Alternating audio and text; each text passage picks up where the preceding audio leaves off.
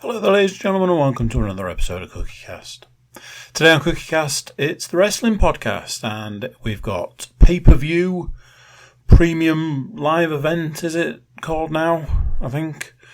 That's right, it's WrestleMania Backlash. It's a good one. It's the next one in the schedule, and we're a man down, but we're hoping that all the predictions will be there by kickoff. So see what we think is going to happen in WrestleMania Backlash. Before we get going, a couple of things this time. One, if you've got chance, please like, share, subscribe, comment, and if you've got a spare minute, leave us a review. Also, do look out for the details of our subscriber competition. Stu mentions it early on, and you've got an opportunity to get in on that as well. So, that's that. So here we go. This is CookieCast, Getting Over.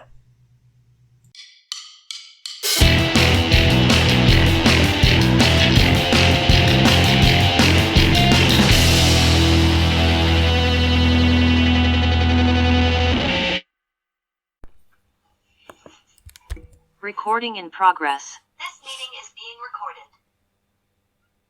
Double duty. Okay. Double Hello, everyone. duties there. Go on, Stu. Okay. We've been taken over already. All right. So, welcome along, everyone. As you've gathered, it is episode 43 of Getting Over, CookieCast Wrestling Podcast. On this episode, we have the predictions title results from WrestleMania, a healthy amount of news to go through, and then some more predictions ready for WrestleMania Backlash this weekend. Those of you that have been here before will know that I generally don't do this alone, although we are a man down this time, so welcome to Getting Over Triple Threat Edition. And joining me today, as always, we have CookieCast founder, creator, and general all-round top brass, Mr. Andy Cook. Hello! And last, as always, but not least, fighting out of the red corner, because he's a Borough fan, nothing to do with his hair colour, host of the football podcast, Mr. Paul Williams. How are we, gents? Oh, very good. I mean, it was imperative that particular gem had to get dropped, wasn't it? So it was always going to happen. I always feel it's a bit like low-hanging fruit, though, let's be honest. Very, very much so. Before we get started, we just wanted to say a huge thank you to the regular listeners and subscribers. It's fair to say we really appreciate each and every one of you, and Getting Over has decided to give back to you guys. So last time out on the Wrestling Podcast, we did launch the subscribers competition, or giveaway, should I say. As a thank you, we have actually 2 of the brand new Alexa Bliss Funko Pops to give away once we reach 100 subscribers on YouTube. Anyone that was already subbed as of the last episode will actually get 2 chances to win, as well as a huge thank you to the regulars, so thank you very much. The Funko Pop in question for the non-YouTubers is on screen kind of just now. I'll try and get some sort of angle on this. There we go. So yeah, if you're listening to us for the first time or the 43rd time now and haven't watched us yet on YouTube, get yourself over and hit that subscribe button. So let us begin. Predictions title. Heading into WrestleMania, we had Matt holding on to the gold, and he's obviously done a runner tonight, so there may be some count-out rules being enforced straight away. We shall see. But 2 nights of WrestleMania predictions would prove to be possibly a tough test to keep hold of that. So WrestleMania Night 1. And after Night 1, the scores look like this. We had one person with a different score to everybody else. So after Night 1, there was myself, there was Paul, and current champion Matthew on 5 points, with Mr. Cook taking a very early 2-point lead, bringing in 7 points from Night 1. That was quite impressive. That. I know it was kind of a little while ago now, WrestleMania Night 1, but anything particularly sticking out from WrestleMania Night 1 for you guys? You say 7 points alone from night 1? Yes. Weren't there only like 8 matches? Yes. However, that was night 1 was the night of the bonus points as well for if the Stone Cold thing would be a match or not, and who Seth Rollins' opponent would be. Sorry, Seth freaking Rollins' opponent would be. So there was that. Well saved. Well saved there, Mr. Woodmansey. Well saved. Standouts for me, obviously the aforementioned Seth Rollins Cody Rhodes match was very, very good, very enjoyable, and obviously the reason that I'd say about 125,000 of the people that went to Dallas for that particular weekend were there for was Mr. Stephen Cold Stone Austin. Cold Steve. Dusting off his boots and laying the wood to Mr. Owens. Well, I don't think anybody was surprised at the fact it was Cody that came back. Firstly, the predictions kind of covered that last time as everybody picked Cody, so everybody got the bonus point on that one. It was probably more of a shock that the Stone Cold match, official match, rather than just a bit of a beatdown, actually happened. But to say he's not done it for, was it 18 years or something? He said 19 a little bit, because obviously he wrestled his last match at WrestleMania 19, and we're at 30 now. I thought he did pretty well. To say, I think they covered it well by saying it was a no holds barred match, and obviously they went all over the stadium, so that gave them a little bit more leeway to sort of have a bit of artistic license, so to speak, with the sort of the terms of the match. But thought he did really well. It was got all of his usual stuff in, and obviously there's not very many people that can sell better than Kevin Owens. So yeah, agreed. And I think that the moment of the night was certainly that. If match of the night was probably, like you say, the Rollins Rhodes match. The other big surprise from WrestleMania Night 1, and again this is based purely on the predictions, was Ronda Rousey not actually winning the SmackDown Women's title. Nobody saw that coming. So that was one of the three that Andy got wrong from the points, but everybody got that wrong. But then also as well, not a great way to start with the Shinsuke Nakamura, Rick Boogs versus the Usos, kind of when Boogs' knee just decided to explode, for want of a better term. Hopefully, he's getting looked after, and that he'll be back in ring shape, as soon as he's ready. But hell, that looked like a painful injury. It's just sort of going for a suplex, wasn't he? And then his knee was just like, nah, see you then.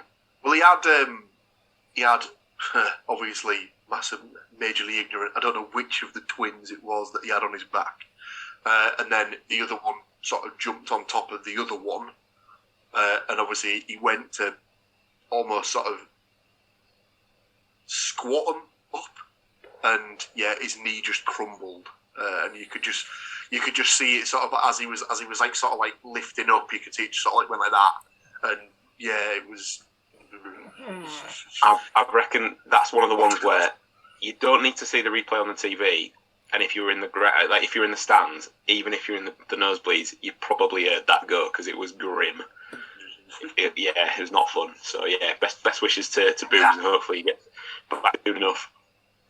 So then, at the end of night 1, Andy with one hand on the gold into night two's results.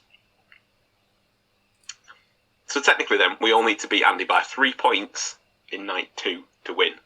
And I can tell you that the scores were as follows: 2, 2, 4, and 5. So if that 5 was to belong to anybody other than Andy, he won't win the title. So in reverse order, I mean, the number describes the performance accurately. Both myself and Paul with the 2s, finishing on 7 points overall from a possible 17. That's right. From 2 nights worth of predictions, me and Paul got as many as Andy did in night 1. So, who got the 4, who got the 5? With 4 points from night 2 and finishing in second place with a total of 9 points, Mr. Matthew Moore. And new predictions champion, completely whooping all of us with a huge 5 points in night 2, 12 overall points, Mr. Andy Cook. Congratulations to you, sir. Thank you. Any words from the new champion? At this point in time, I'm wondering whether I can catch up to Ric Flair for a number of times of being champion, and then surpass that. I'd like to thank myself for putting in the work, for putting in the research. I'd also like to thank myself. Just it's really me that's done a lot of the work here, and I don't want to be the you guys probably need to step up your game kind of guy, but maybe this time I will be. We'll see. Come back to me in a bit, and we'll see if this is the. I'm feeling a heel turn coming, so this could be the one. You've clearly sent Matt packing already, before the podcast even started. So it's we've got a lot of ground to make up, gents. But yes, congratulations to you. Thank you. And we shall move on into the news. So we're here again. It's getting over time, and we're going to talk about, guess what? Releases. Oh, I knew that. Sorry. Another month and another set of releases to talk about, but this time they are all NXT specific. 10 releases have been made, including Raylan Devine, Draco Anthony, Vish Kanya, Mila Milani, Blair Baldwin, Haaland, Persia Pirotta, Malcolm Bivens, Dakota Kai, and Dexter Lumis. Whilst even hardened NXT fans may be troubled in kind of recognising the first half of that list, if not the first 3/4 of that list, the latter should definitely be recognisable, with all of them being on NXT TV in the weeks and days even before some of the shock releases. As usual, we've heard the reports of budget cuts being cited, but perhaps slightly more interestingly is the development of a new direction in NXT management decisions. Talent from point of signing now have 90 days to show progression or face to being released, it's been reported. So if you've ever had a new job and you've been given a 3-month probation, that now applies to wrestling, essentially. So it's been pushed as like a big bad WWE kind of a thing, but when I read that, I was like, that's just kind of normal. Yep. The difficulty, as always, in that situation is that the progression is in the eye of the the manager. So even if the talent think they have, there still may be people getting their time cut short. Yeah, you'd like to think that there's like a panel or something like that, and like they sort of like it wouldn't just be on one person's say. So you'd like to think it'd be sort of like maybe a panel of say like 5 people, and like they're sort of doing it a bit judge style. You mean because the main roster is so renowned for not having one person in charge as well? Yeah, but it's different, isn't it? But the 90 days thing, by the way, even applies if they've signed on a long-term contract. So they could sign a deal, think, great, let's buy a house, let's move to Florida, all the rest of it, spend it all on a massive car, whatever, and then 3 months down the line, you'll be sleeping in it. So, it's a bit. Like I say, I think it's normal practice, but I mean, we could see the turnover sort of levels hit the roof now, I think, in the coming months. And speaking of releases again, but not this time from WWE or NXT, the Inspiration have announced they're stepping away from wrestling. So Cassie Lee and Jessie McKay, the artists formerly known as the Iconics in WWE, announced that not only were they stepping away from Impact Wrestling, but indefinitely stepping away from in-ring action altogether. the ladies have always had an eye on business opportunities outside of wrestling, including a very successful premium content website, podcasting, and acting as well. And it seems the latter may be the reason for the break, as shortly after the statement was released about them leaving wrestling, Jessie McKay has been cast in an upcoming movie called The Charisma Killers, which is directed by somebody called Michael Matteo Rossi. Not a name I'm familiar with, but if there's anybody that's into the films, maybe they know. Not sure. No, not one that rings a bell. Thoughts on them two leaving wrestling? What do you reckon to that? It was a bit of a strange one because weren't they the Impact Knockout champions, tag champions? Until very recently, yes. And obviously they'd only just signed on there, or maybe only been there for about 6 months or something. Yeah, they haven't had the longest stay there, but they definitely carried that kind of gravitas into that division that it needed. I wouldn't have said that the Impact Wrestling particularly would have had enough depth for a Knockouts tag division. Maybe that's just me. Maybe I don't watch enough of it. Who knows? But they definitely brought more eyes to the product for sure. And I guess if that was the MO, they've done that job. And now with Impact sort of, occasionally teaming with AEW and having a bit of a deal there to get talent from each show on AEW and on Impact. For example, the guy formerly known as Big Cass, William Morrissey, is in Impact. He turned up on AEW this week, so they're kind of doing it in other ways. But I'm disappointed because I thought them two were great. I really liked them both in WWE. I think that Jessie McKay, particularly as Billie Kay, obviously in WWE, put in a hell of a shift trying to get her singles act over. But for whatever reason, it didn't work out there, and they didn't give it up. So I'm pleased that they got another run, and I think that we will see them back in wrestling at some point. Just not for a good little while, it seems. And let's be fair, it probably depends on how much coin that website is raking in as well. So I can't imagine that's a small amount of money. So, moving on to some slightly better news. We mentioned last time, I believe, that the UK has been given a premium live event for the first time properly in 30 years, and that has now been given a name. So, would it be SummerSlam? No. Would it be one of the regular pay-per-views? Maybe Hell in a Cell, maybe Money in the Bank? No. So, in Cardiff, Wales, at the Principality Stadium on the 3rd of September, we now have Clash at the Castle. I mean, if anybody wants to tell them that it's a stadium and not a castle, that might kind of, have worked better.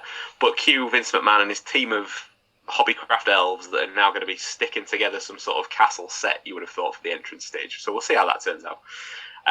Tickets officially go on sale on the 20th of May, but a pre-sale is happening beginning on the 18th of May. So if you do fancy heading over there, if you are UK-based, or even if you're more locally Wales-based, head on over to the WWE social feeds because they've got the details on signing up and how you can get into that pre-sale. Thoughts on the announcement and the name from you guys? All I could think when you were saying that they were going to do the elves were going to knock up a castle, all I could think was Spinal Tap. Where they're going to make it like Stonehenge and get like some elves to come out and dance around it. Yeah, like you say, it's that here. It's like, they could have. Fair enough, you're not going to get the big ones of the year. But couldn't they have thrown a bone and Hell in a Cell? Just go down like 1 or 2 levels and give us one, give us one of those. But yeah, well, I mean, we could still technically get a Hell in a Cell match. I imagine that's very unlikely. But it'd be nice to see one in person, seeing as I am blatantly going to try and go. So, not that I booked a hotel room on 10 seconds after it got announced or anything, but there is that. And what do we think that the main event could possibly be? Has anyone got any thoughts on that? I couldn't possibly think what might be in the offing. I definitely don't think there's a certain Scottish superstar who may be taking the slot of the main event. But you might be correct. I'll be very surprised. Let's put it that way. I'll be very, very surprised if he isn't either the champion leading into the event or is crowned the champ at the event to get the huge pop. But no, because is the main event going to be The Rock versus Roman Reigns? No, so Roman Reigns will therefore still have. Bear in mind, you're forgetting that he holds 2 titles, Stuart. I'm not forgetting. He holds 2 titles. I'm not forgetting. But yeah, hopefully Drew will be in the main event. I can't see it going any other way, and I think we'll get to it obviously a little bit later on. But they certainly seem to be feeding those rumours as well. So with the cards that they've got coming up, and Drew has been in the main event of quite a lot of house shows and stuff recently as well.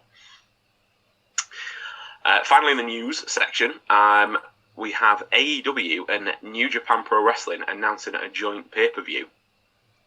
The event is scheduled for the 26th of June, and what could the name possibly be? That's right, nothing other than Forbidden Door. It must have taken them 30 seconds to come up with that name, but what else could they call it, I guess? No matches have been announced as yet, but marquee matches have been promised between AEW and New Japan talent, with Adam Cole and Jay White already being confirmed to appear at the event. It'll emanate from the United Center in Chicago, which is obviously an important venue as well in AEW history, with the history that it's got with All In and such that they've produced. So that could be a very, very good event, and certainly it obviously feeds to the hardened wrestling fan rather than the casual, I would suggest. But it'll definitely draw a few more eyes that way. So I think that's a decent move, personally. Yeah.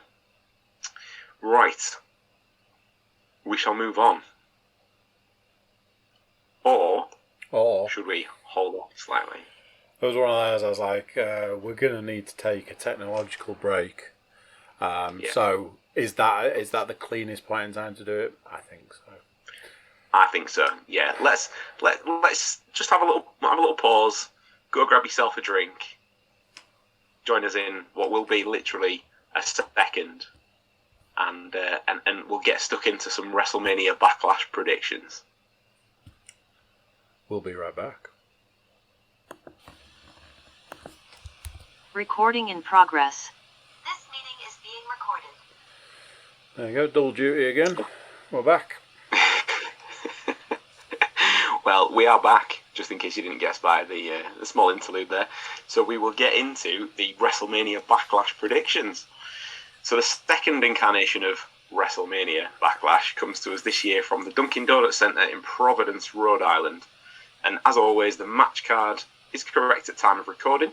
It's taken from WWE.com, but the card is subject to change. Currently, we have 6 matches listed, and it's our job to score as many points from these predictions as we possibly can, or in the case of me and Paul, absolutely not. So, here we go. Let's get into it. First match. Happy Corbin versus Madcap Moss. There are 6, again I repeat, 6 matches on this card, and that gives me no hope that this is getting bumped off to the pre-show. So in what could or should be a loser or winner or both leave town match, we have the battle of the former friends. A simple story on this one. Corbin was jealous of the single success of Madcap Moss after his henchman won the Andre Memorial Battle Royal and subsequently turned on him. He was really jealous that he won that match, considering that he won it himself just a few years ago. So, the question is, who cares? I mean, sorry, who wins this match? You see, what I thought... Paul, do you want... I thought the question was, when a company keeps getting rid of all their effing talent, why then this is like a main event match? I thought that was the question, but is that not? That's not. We don't talk about it. Okay. I guess it's kind of, they've sort of jeopardied themselves in the sense of this is the answer to the question, what matches are you left with when everybody's been binned? Teach a man to fish. Who's gonna throw up a prediction first? Just going entirely off the fact that because one got sort of a win at WrestleMania in the Battle Royal, and one of them didn't get a win at WrestleMania because he lost to Drew McIntyre. I'll go for Corbin to get his win back, so to speak. So stick me down for a happy Corbin win, please. Okay, Paul is clearly happy with his prediction. Andy? I am going the complete opposite way. I'm going Madcap Moss to get a little bit of fire, a little bit of heat. Get him embedded. Okay. Well, on the basis that Moss is probably going to be fired by SummerSlam, I am going for Corbin. So yeah, we are missing, as we mentioned, our fourth member of the team. So if we get predictions from him before the pay-per-view airs, I will add them into the book as we go. Right, so we shall move swiftly along to the second match, and this time it is a straight-up WrestleMania rematch with a twist, as MVP has now switched his allegiance from Bobby Lashley to his opponent Omos. Lashley won this match at WrestleMania, then won an arm wrestling contest on Raw between the two in the build-up to this rematch, and then took a beatdown shortly after. So, does Omos draw level here now that MVP is on his side? Or is Lashley going to march on to better, but clearly not necessarily bigger things? Where are we going on this one? Paul, do you want to kick us off this time? So, I reckon this could be our first, but maybe not only, shady dealing match of the evening. The question is which way does it go? I'll go for Lashley to win, but by DQ. Okay. You are in the book. I have gone for Omos to win on this one. I do think there'll be some shady dealings. The fact that MVP has only just really aligned with him indicates to me that that's how he's going to get the win. So I'm going for Omos to win, but I think he'll get helped out by MVP. Mr. Cook, there are some huge nods of agreement there. Absolutely agree with every word of that. Yeah, I'm very much in the same camp as you there, Stu. I think it's going to be an Omos win, but some shadies going on, some slim shadies going on. Okay. Lovely. That's those three in the book, and we haven't got any agreement across the board as yet, which is unusual for us. So yeah, we've kind of skipped over the first two, even though there's only the 6 on the card, like we said. So we're getting into the absolute meat of it now. This is where business is about to pick up, as JR would say. And the second in a run of rematches brings us AJ Styles versus Edge. Edge took the win at WrestleMania after a distraction from Damian Priest in what we now know was the beginnings of his new stable, Judgment Day.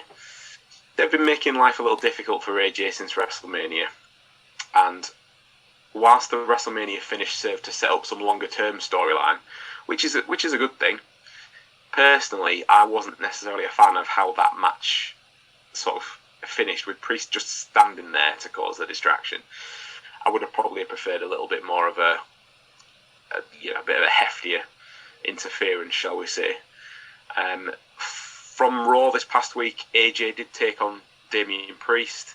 The ramifications of that was that if Priest was to lose, he would be barred from ringside for this match, which is in effect. So there will be no Damian Priest during the match at WrestleMania Backlash. So is AJ going to get his redemption, or will it be Edge who passes final judgment? Andy?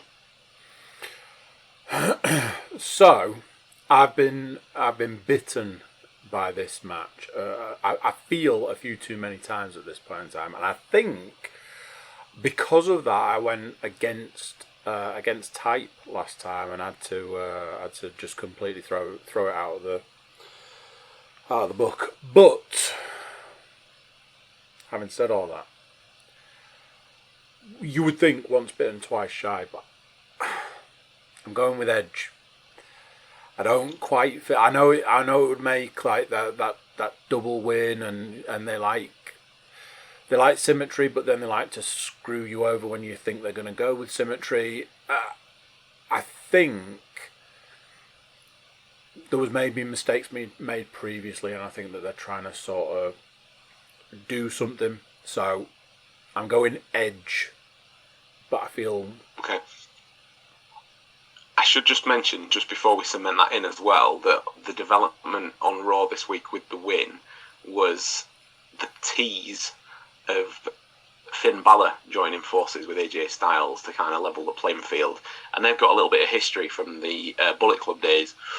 So there may be something there as well. But if you're happy to stick with Edge, I will certainly put that in the book.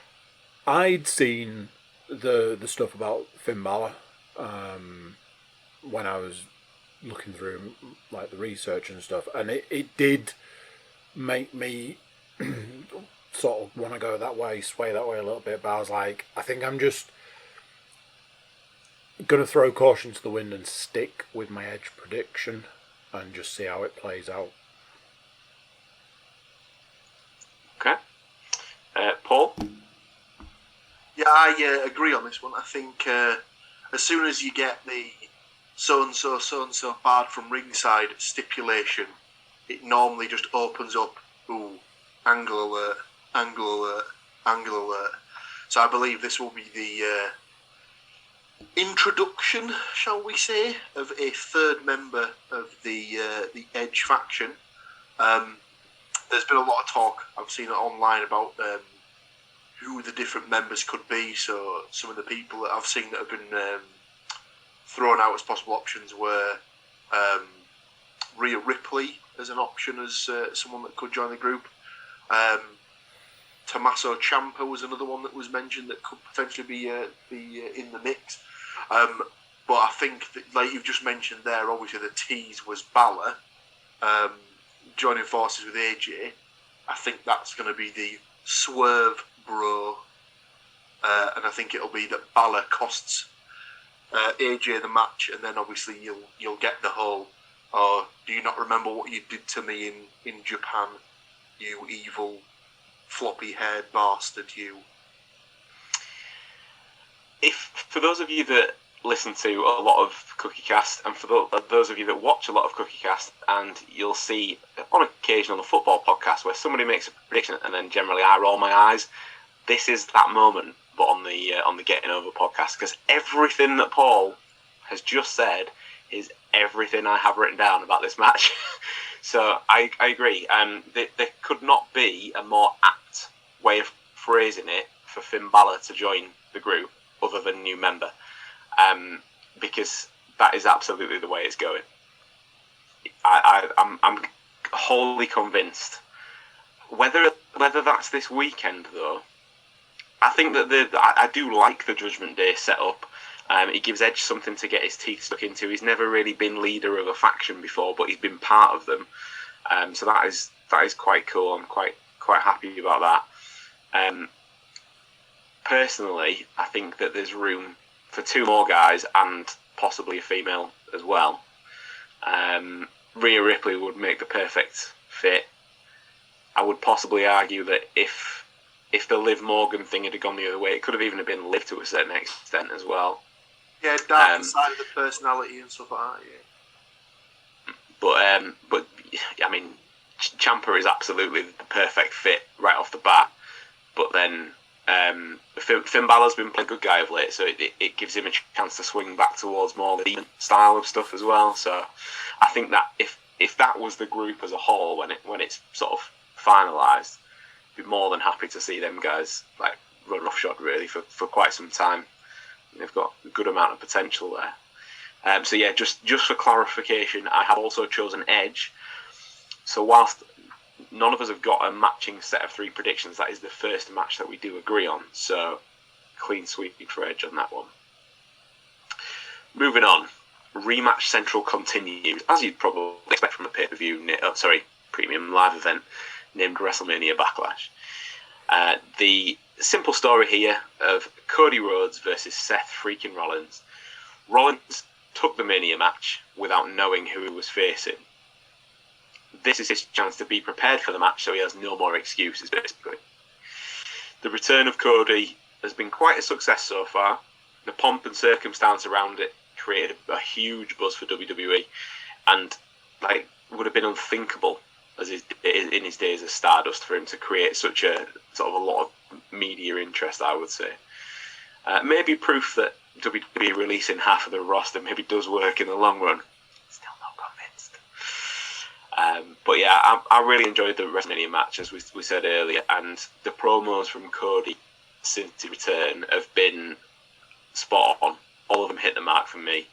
The whole stuff about his dad winning the title, but never officially, and now that it becomes his mission, and it worked because you could tell it was coming from the heart. Really, there wasn't an awful lot of scripting, not a lot of lines to remember or anything like that. Everything just seemed to pour out of him, so it worked really, really well. But then I guess, is Rollins going to derail that momentum to level it up so they can maybe drag this out a little longer? Or is Cody Rhodes going to win and just move along? I've got for this one Cody Rhodes to just win. I think that the promos have been too strong. I think that Rollins, it doesn't really matter if he loses. I think he can quite happily cope. If Rollins does lose and it kind of goes on, I think Rollins will probably end up being a good benefactor if they then do split the main titles apart again. It can't be too long that he's been left sort of meandering, because he didn't really have anything in the lead up to WrestleMania because of the way that was set up. And if he loses to Rhodes, there's not going to be an awful lot going for him either. But yeah, I still think that'll happen. So I've got Cody Rhodes down to win this match. Andy? Yeah, I fully agree. I was like, to have Cody Rhodes lose now seems wildly pointless. They need, it's great he's back. It's doing real well. It's getting that energy, that heat and stuff. But then they've just got to keep that going. Likewise, what you were saying with Seth Rollins, I can't do the full name because I think it's ridiculous. Even though I'm like, Cody Rhodes has to get this win, I feel that they need to do something with this sort of Seth Rollins situation. They need to either push him down a title route or get some kind of different storyline going. So yeah, they really do need to do something there. But yeah, Cody Rhodes for the win for me, please. Okay. And you are in the Booker. So Paul, is it going to be a clean sweep? Certainly is. Like everything that Andy's just said there, you'd imagine that surely if they've invested the money that supposedly they've invested in Cody Rhodes with this what was the phrase he used? Multi-year contract, I believe, when he did his first promo on the Monday night after WrestleMania. You'd like to think that they wouldn't be as short-sighted as to bring him in and then beat him within the first 4 weeks. So, nice long unbeaten run for me would be the only way to sort of push him. If you are going to have him lose, make him lose by count out or something stupid like that.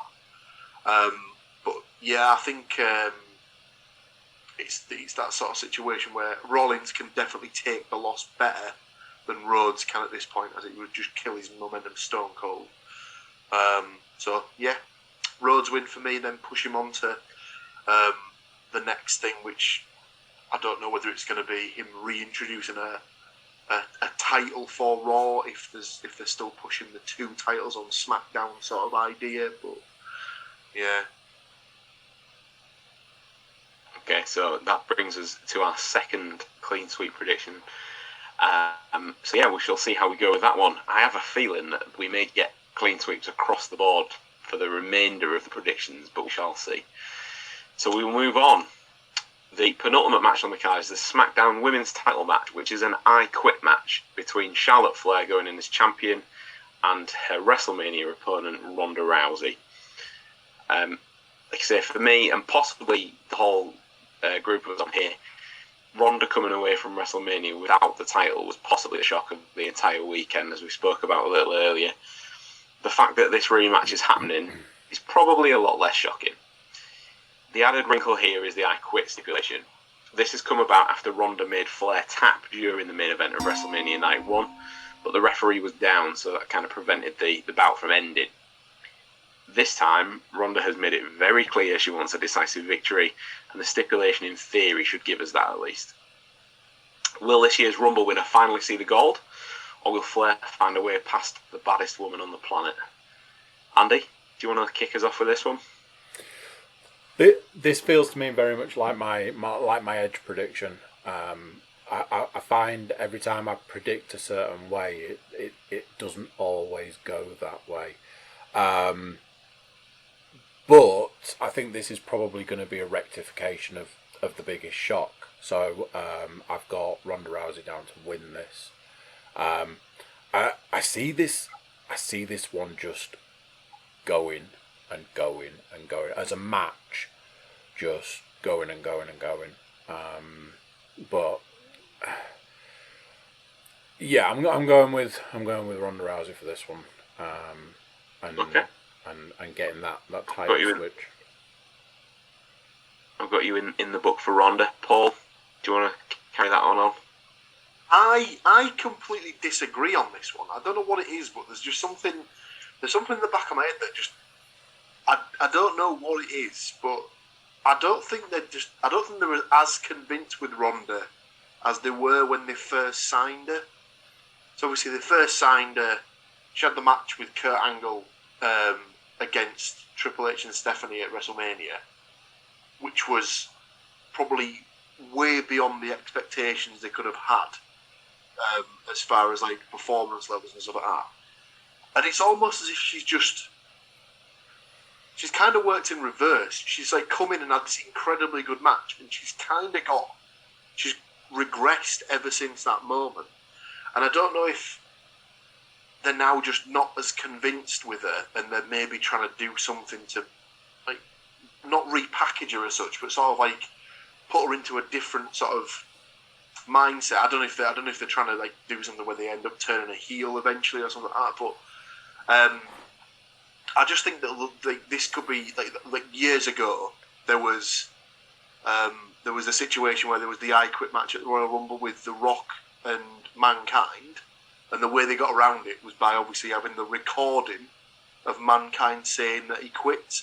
And I think that could be a similar way to how they get this one, like, over the line. So I think that Charlotte will win, but it'll come about that it's actually, you know, a recording that she's managed to put together like in a previous week or something like that.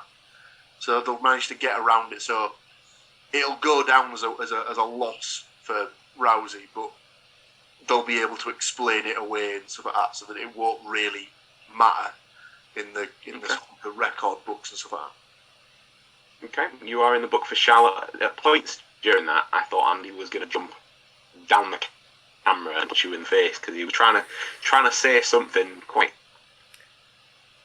So, I've just had a thought, and I've just thought, I wonder if. So I'm going to stick with my prediction, but I want this recorded so that we can look back and go, mother. I wonder if This match ends in a situation where Ronda doesn't quit. She will not quit. And then sustains an injury because she didn't quit. And that injury will allow her the opportunity to, I don't know, maybe go and be in a movie from a franchise that she's been in previously that is currently filming right now. Oh. That was another thing that just came to me then. Obviously, they could try and get around it by having her say "I give up" or something like that, and like, you know, or those words, like, or like, yeah, or do you quit? Yes. So technically, the person never said "I quit" or something like that. I don't know that they'll go that. It's a sneaky way to get around it, but it's been done before. I think that would get booed out of the building. Oh God, yeah, I mean, absolutely. But it's a means to an end. Let's put it that way. Well, despite that new information, I'm still going for Ronda personally. I think that they'll want her to look like the one who's going to absolutely rip Charlotte's arm off. But where I'm going with this is that I think Paul's assessment was possibly a little harsh. I don't think she's necessarily regressed. I just don't think that she's worked out the way they intended. And by that I mean they want her to be the stone cold sort of badass kind of. Everybody cheers for her because, you know, she's like just hard as fuck basically. But what happened is they got the person who can fight and who can absolutely, you know, wrestling has been absolutely fine. But when she does her promos, she talks a lot like a robot most of the time, and people really do not give a shit. So, like,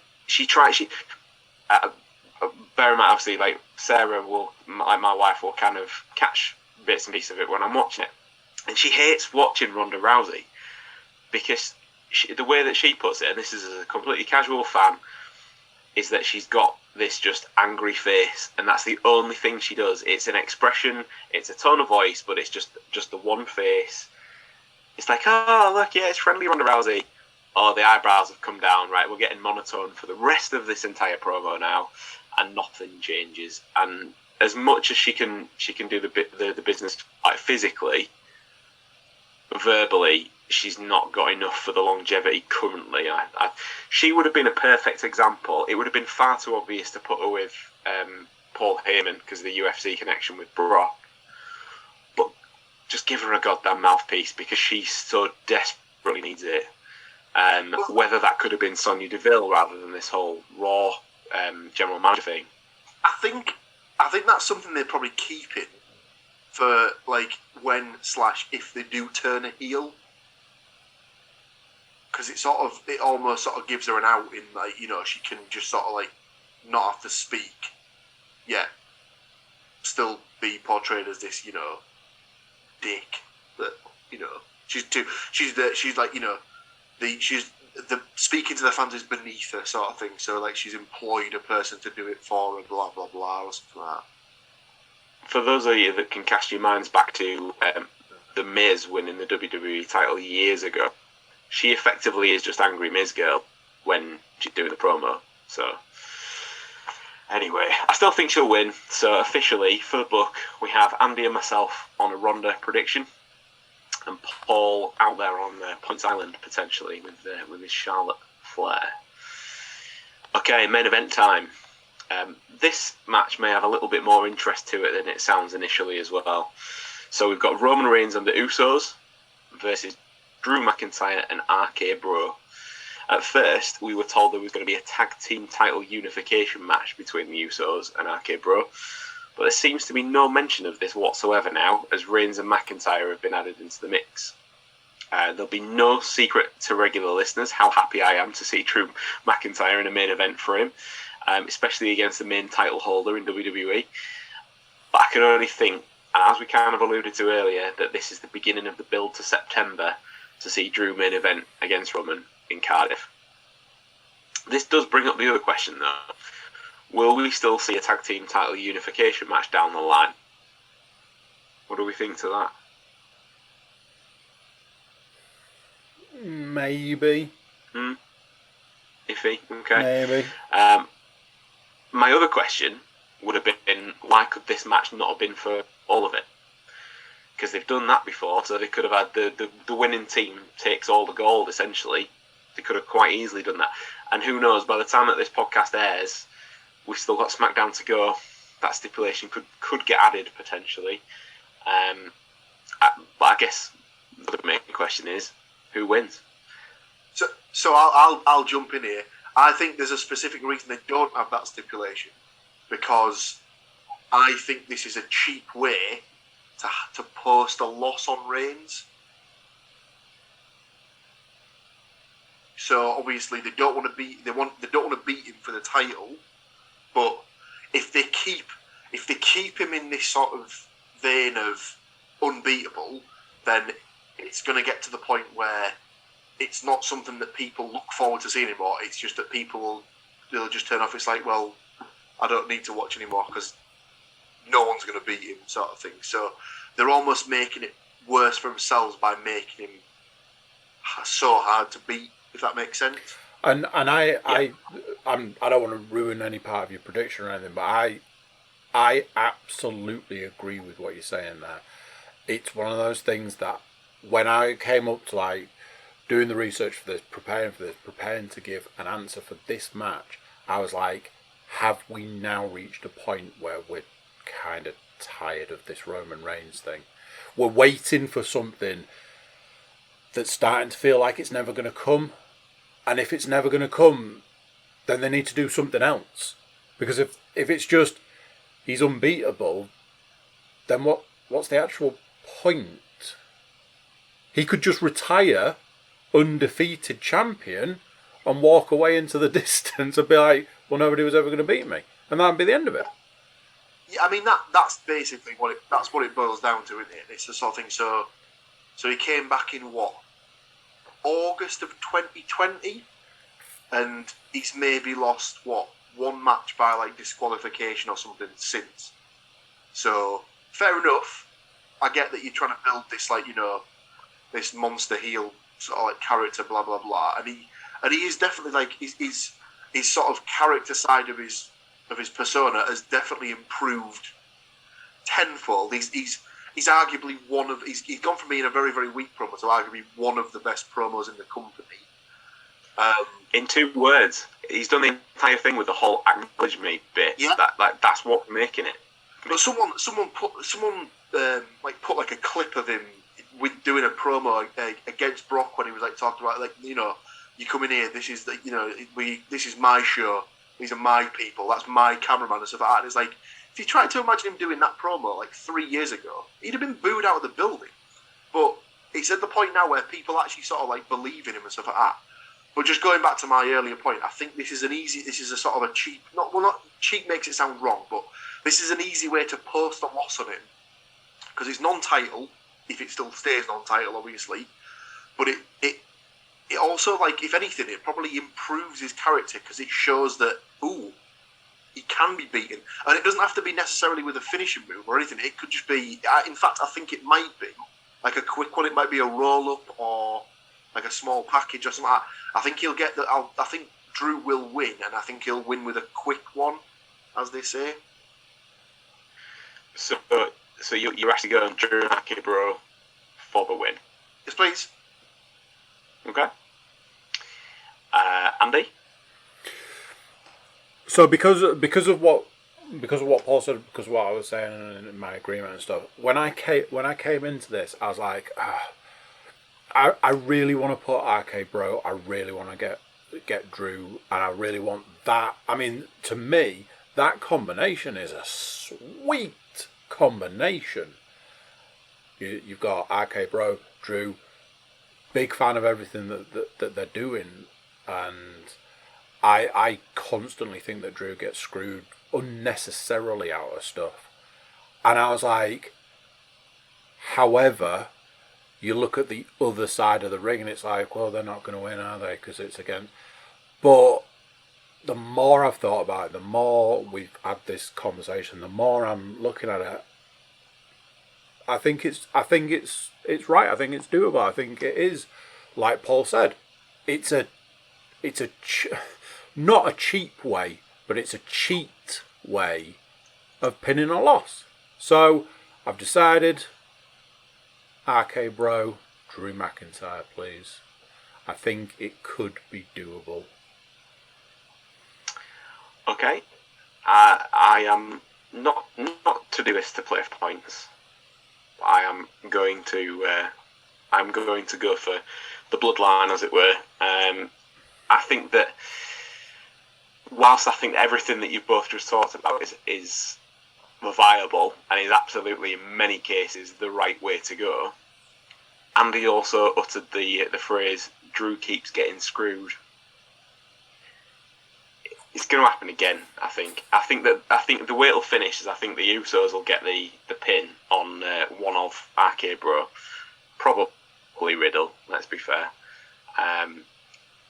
But I think there'll be an element of Drew was on his way back in to stop the pinfall, and Reigns will like punch him in the dick, or like there'll be some sort of there will be some kind of nefarious sort of side to it, or he'll hit him with something, or do you know what I mean? Like there'll be a reason as to why they've then got beef afterwards, and that's kind of the way I see it going.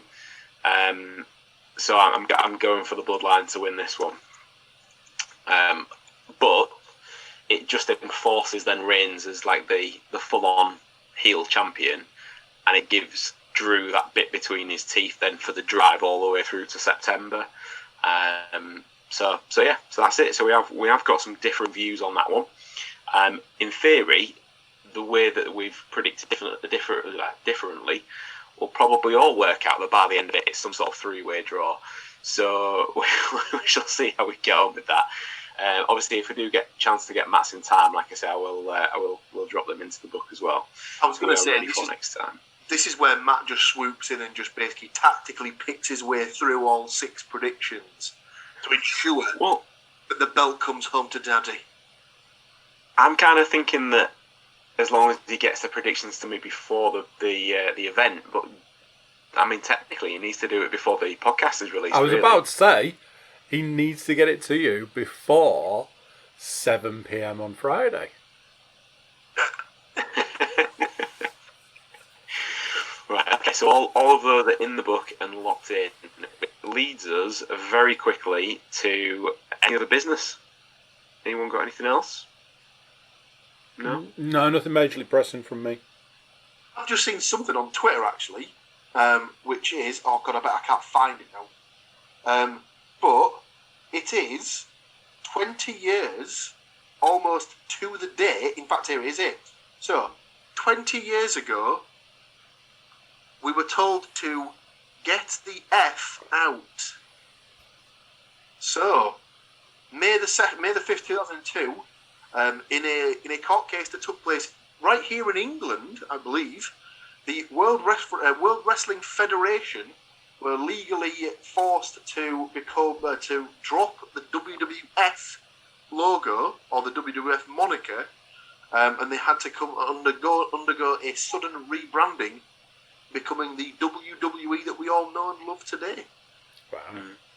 I think that's a weird thing about that story, is that everybody knows it was the World Wildlife Fund, but nobody realises it was because of the legal action in the UK that they had to change it. Or they didn't have to change it, because I think they could have gone to court about it, but they decided, I think, the cheap option.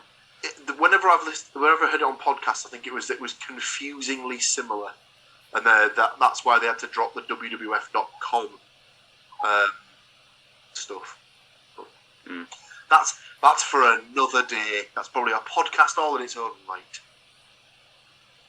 Okay, well, I think that is it then. That's it for everybody. Obviously, please bear in mind the Alexa Bliss phone code giveaway. So if you haven't yet subscribed on YouTube, now is your chance. Get yourself over there, tick that subscribe, and we really, really appreciate it. So thank you very, very much.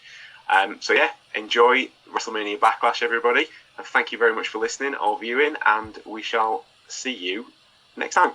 Cheers, gents. Bye. So there you go. What do you think to that?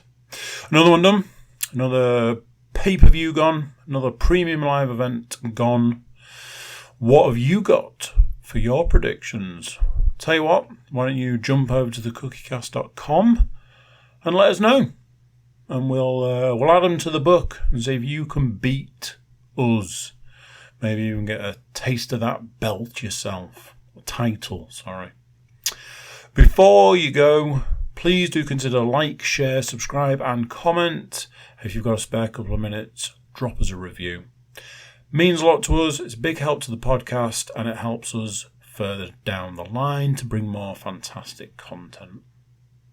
That's it for this one. Till next time, I'm going to say bye and I'll see you then.